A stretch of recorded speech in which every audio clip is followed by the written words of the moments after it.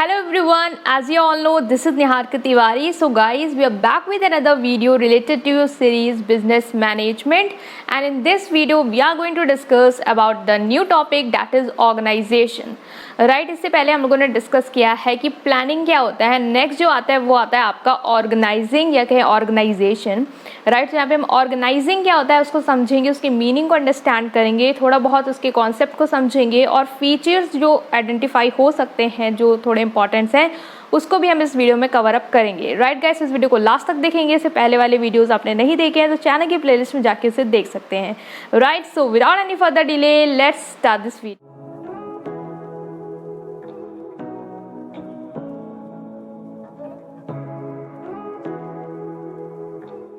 So now guys we are starting with the meaning first कि organising क्या होता है. प्लानिंग को हमने पढ़ा कि प्लानिंग में हम लोग फोरकास्टिंग करते हैं कि हमारे जो ऑब्जेक्टिव है, जो गोल है, उसको हम लोग किस तरीके से अचीव कर सकते हैं, हमें क्या करना है, कब करना है, कैसे करना है, ये सारे क्वेश्चंस के आंसर हम लोग डिफाइन करते हैं. नेक्स्ट जो स्टेप आता है वो आता है ऑर्गेनाइजिंग. अब आप प्लान को इम्प्लीमेंट करने जा रहे हैं तो उसके लिए आपको क्या चाहिए होगा, चीज़ें चाहिए होंगी, मैन चाहिए होगा जो उसको मतलब कि लाए इम्प्लीमेंट करे. उसके लिए आपको मटेरियल चाहिए होगा, सामान चाहिए होगा, मशीन्स चाहिए होंगी. राइट, ये सारी चीज़ें जो हैं वो आपको रिक्वायर्ड होंगी उस प्लान को एग्जीक्यूट करने के लिए. सो ऑर्गेनाइजिंग को हम डिफाइन कर सकते हैं कि ऑर्गेनाइजिंग एक तरीके का प्रोसेस है जिसमें हम लोग बहुत सारी चीज़ें लाइक जो भी चीज़ें हमें रिक्वायर्ड हैं, मैन चाहिए, मशीन चाहिए, मटेरियल चाहिए, मैथड किस तरीके से वो काम होगा उस वो सारी चाहिए.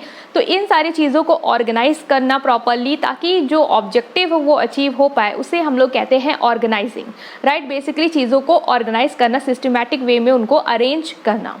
राइट, नेक्स्ट थिंग हम लोग ऑर्गेनाइजिंग को एक और टर्म में भी डिफाइन कर सकते हैं, वो होता है आपका स्ट्रक्चर. मतलब इसको प्रोसेस में डिफाइन करें तो इस तरीके से इसकी मीनिंग दे सकते हैं. अगर हम स्ट्रक्चर में डिफाइन करें तो ऑर्गेनाइजिंग का मतलब होता है या ऑर्गेनाइजेशन का मतलब होता है कि बहुत सारे जो डिपार्टमेंट है, बहुत सारे आपको पता है डिपार्टमेंट होते हैं. लाइक प्लानिंग डिपार्टमेंट होता है, ठीक है, प्रोडक्शन डिपार्टमेंट होता है जो प्रोडक्शन से में एंगेज होता है, मार्केटिंग डिपार्टमेंट होता है जो मार्केटिंग के फंक्शन को हैंडल करता है, फाइनेंशियल डिपार्टमेंट होता है जो मनी रिलेटेड मैटर्स को हैंडल करता है.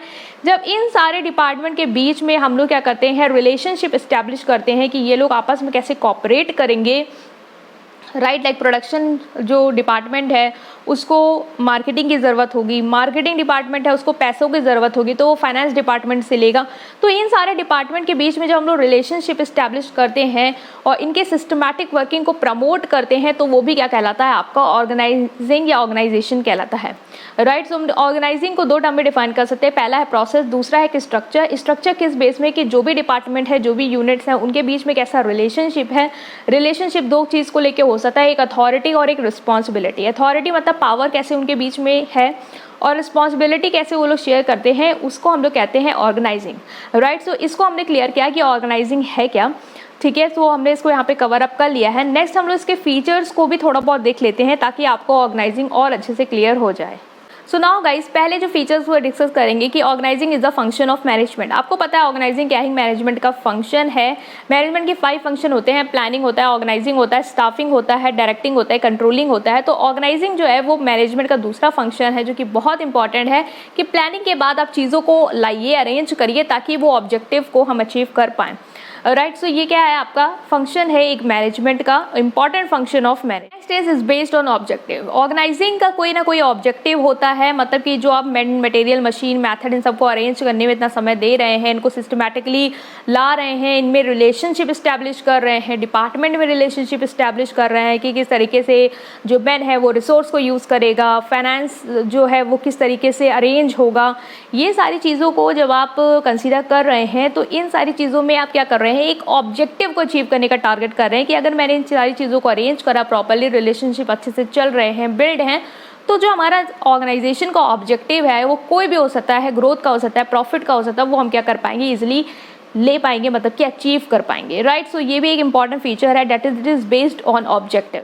It connote are structure of relationship. मतलब कि जो ऑर्गेनाइजिंग होता है वो एक स्ट्रक्चर ऑफ रिलेशनशिप को बिल्ड करता है या डिफाइन भी करता है या रिप्रेजेंट करता है. मतलब कि ऑर्गेनाइजिंग में एक रिलेशनशिप, ये कोऑर्डिनेशन को हम लोग लाने की कोशिश करते हैं. मैन, मटेरियल, मशीन, मैथड, इन सारी चीज़ों में एक रिलेशनशिप बिल्ड करना. अगर मैन प्रॉपरली मेथड को यूज़ कर पा रहा है तभी तो उस मेथड का कुछ रिजल्ट आएगा। अगर मैन मशीन्स को प्रॉपरली रन कर पा रहा है तभी तो उसका कुछ रिजल्ट आएगा।